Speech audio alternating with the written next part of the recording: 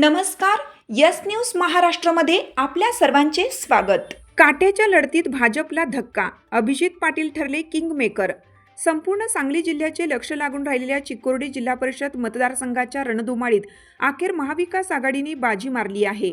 उद्धव ठाकरे शिवसेना पक्षाचे उमेदवार अभिजित पाटील यांनी भाजपचे तगडे उमेदवार पैलवान अशोक पाटील यांचा मोठ्या मताधिक्याने पराभव करत दणदणीत विजय संपादन केला.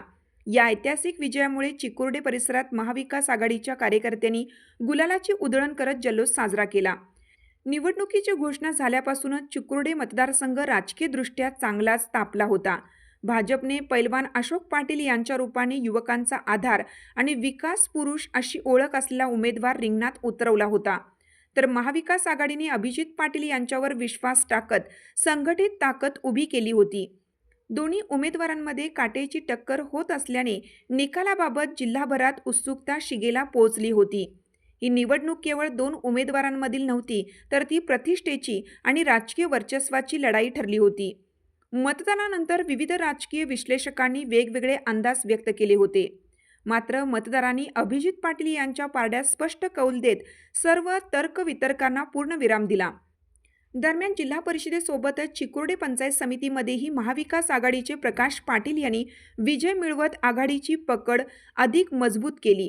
अभिजित पाटील यांचा हा विजय भाजपसाठी मोठा धक्का मानला जात असून सांगलीच्या ग्रामीण राजकारणात महाविकास आघाडीने केलेली ही मुसंडी आगामी निवडणुकांच्या दृष्टीने निर्णायक ठरण्याची शक्यता व्यक्त केली जात आहे.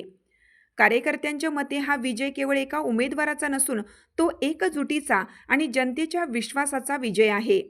यस न्यूज महाराष्ट्रासाठी राजेश कांबळे.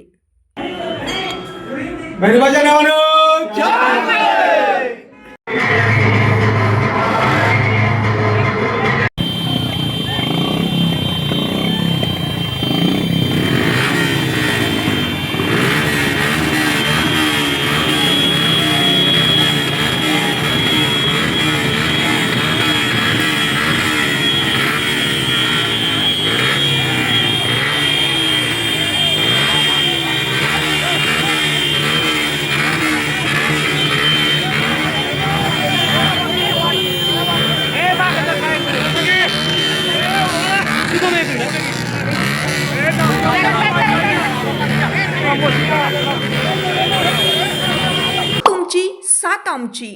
यस न्यूज महाराष्ट्र चॅनलला लाईक करा व सबस्क्राईब करायला विसरू नका.